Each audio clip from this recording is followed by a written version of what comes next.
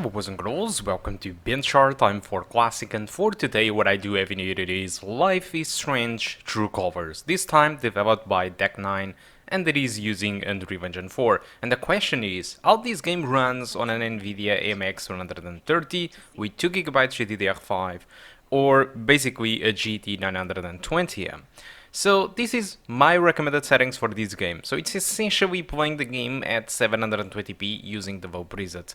By doing this, you can guarantee that your performance it is actually above 30. At least on the tests that I conducted though, because there probably will be moments where the game will drop below 30. As you can see, this is at the beginning of the game, including some sightseeing and taking kind of a walk during the village moment. And my average was 41 and a minimum of 30. And even during that minimum of 30, there was kind of 1 or 2 frames already that did drop below 30. So it is to be expected that during the entire game there will be moments that go under 30 frames per second. Now, is that a reason for being concerned about that? Well, absolutely not, because Life is Strange, in case you don't know, I'm pretty sure you know it, it's a story-driven game. So it's a game that you can play easily and super fine at 30 frames per second. It's not going to affect your gameplay. And even if it drops, well, no issue whatsoever. So because most of the stuff that you will be doing in this game, it is just walking and observing stuff and analyzing objects and choose what you have to answer or what you want to answer to other characters. So frame rate is not really a big issue, and the game still looks very good on low settings, aside of the missing ambient occlusion, of course. And for me, the biggest thing that I notice that I miss, alright, it is really the depth of field effect during these kind of cutscenes and during the moments when you are talking to the characters. The background is not unfocused, but of course you are free to personalize the game to your taste, but obviously that will take an impact in your frame rate. Alright, and for me, I think the frame rate it is very good for the game that it is. And we are again running a game from 2021 on this GPU that, despite the graphics are kind of cartoonish, it looks really good. The amount of details that they added on this game, it is just huge comparing to the predecessors. Now, talking about this game's performance, I don't have too much to talk about. Let's just jump immediately to talk about the game. I barely tried the game, but still I think it is worth to talk a little bit about it. So in this Life is Strange True Colors, you kind of take control of this character called Alex, which is a, well, very sweet girl in fact. But just like every Life is Strange, she have supernatural power, which in case of Alex, it's she can perceive kind of big emotions from other characters, and they can still be stuck in items and stuff like that. So it's like she have the ability to read the minds of other characters, but it's not just that, because every time if you read the mind of other character or something, if the other character is pissed, your character will also absorb that feeling into her, and she starts to feel bad about it, and probably she starts to be pissed or something. So it's not as trivial as just reading the minds of other characters. You need to be careful with yourself, because you will be absorbing all the other feelings of the characters. At least it was what I did understand. I barely played the game, but I have seen some reviews about it, and they talked about that. And in fact, the reviews have been pretty good for this game. I mean, the best scored Life is Strange until now, it was the first one, developed by Dontnod. And actually, now with the release of the True Colors, it is now the best scored Life is Strange. So it's, according until now, Life is Strange True Colors, it is the best Life is Strange. And according again to some reviews, at least in this game specifically, your choices matter much more than in previous titles right now. So that's a good thing, because despite I love the first Life is Strange, I have a feeling. I had a feeling that most of my choices didn't really matter. Alright, the ending you just have like two possibilities. But still, during the entire game, I didn't notice too much of a change, alright, in the story, just because I selected some stuff. Yes, there were meaningful decisions that I took in the first game that did impact, but most of them didn't really impact the game. And according to reviews, at least on this game, on Life is Strange True Colors, most of your decisions have an impact inside the game, which is actually pretty good. Also, the game packs multiple finales, multiple endings, and not all of the endings are good, of course. And in fact, according to some reviews, again, there is no really a true good ending about it. I'm not saying that the game is going to end bad or something. I'm just saying that there is not a good ending or a bad ending. All the endings are simply different. All right. So yeah, there's that. I'm not really too much of a reviewer, but I would like just to give these words for you to have an idea what you can expect from this Life is Strange regarding the story and what is different from the others. And it's quite interesting because I always consider Deck 9 as kind of a weak developer for Life is Strange, and now they have actually done a very good job. And one of the things that I want to point out immediately as soon as I started this game is that technology is here.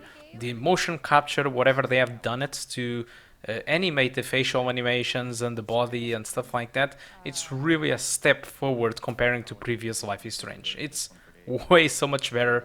The facial animations are just really great compared to the other titles, and it's awesome to see that being evolved in a game like this, because it's actually very important for a story-driven game.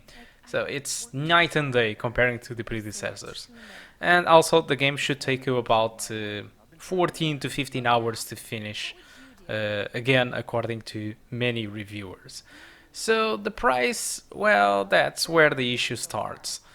The game, it is being sold as full price. So on Steam it is $59.99, and there is a deluxe edition which costs you around $69.33 at the time of this video. So it's super expensive. So what does this deluxe edition brings? This is what kills me entirely. The deluxe edition brings you one thing, which is wavelengths, which is incredibly new content for the game, that, as it says on Steam, step into Steph booth as the all-new radio show host for KRCT, Heaven's Best and only radio station over 4 seasons. Discover more about Steph's past and their relationship as she makes her mark on the record store, uncover its secrets and decides her future.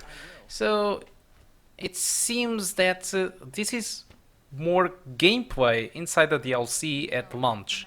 So this doesn't make any sense. DLCs, in my opinion, should be something that should be delivered after the game release. The way that it is happening at the moment, it seems like they cut this from the main game just to sell it as a DLC to increase the price of the game. The game, it is already expensive in my opinion, and having this separated DLC increasing the price of the game, it doesn't make any sense to me. Still, I'm not judging that this game doesn't deserve the money or not. I mean, it's a 15-hour game, and there is clearly a big evolution compared to the predecessors. And again, the reviewers are saying that this is a better game than the predecessors, but still asking for a full price and yet cutting content out of the game to sell it as a DLC. Well, that's just sad, in my opinion. But still, I'm pretty sure a lot of you guys will get this game. Alright, so I guess that's it, guys. Thank you a lot for watching, and I do hope to see you soon. Goodbye. This gnome has been places.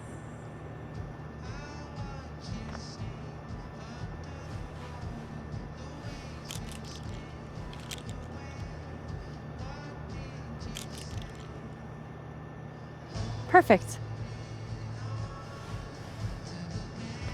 That guy's bad to the gnome. Right? I heard he won the Nobel Peace Prize. Oh God, please stop. No problem.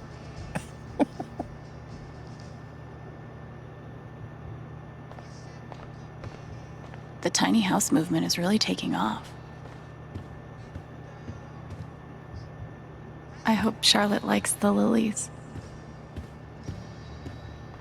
Aw, I wonder who they are. Cute, right? Yeah. Are those your grandparents? No, but they were like family. Alistair and Ava Murphy. Nana bought the building from them before I was born. What if I don't get in? Shit. What if I do get in? Am I really ready to leave this place? If Riley's so anxious about leaving this town, I guess it can't be too bad.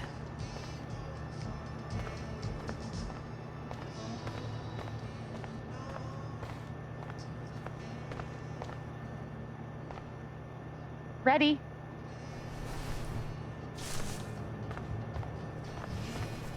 Thanks. See you soon, Rye.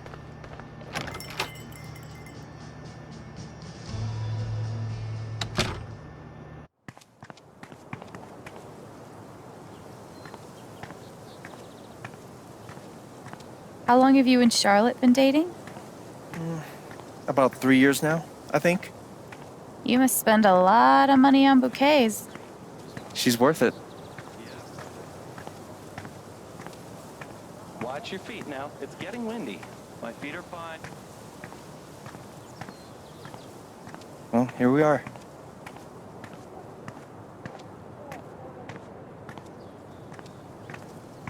What did you think of the show? Local beekeeper breaks state record for total number of bees. Stop the presses. Hey, don't hate. How many bees do you have? Last time I checked, like 0 bees. Step 1, patch things up with Charlotte. And Step 2, Alex and Charlotte become best friends and everyone's happy forever. Gabe Chen.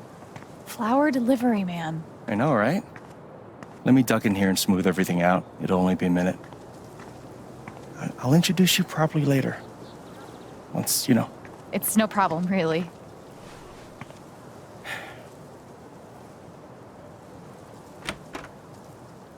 It's gonna be longer than a minute. Trust me.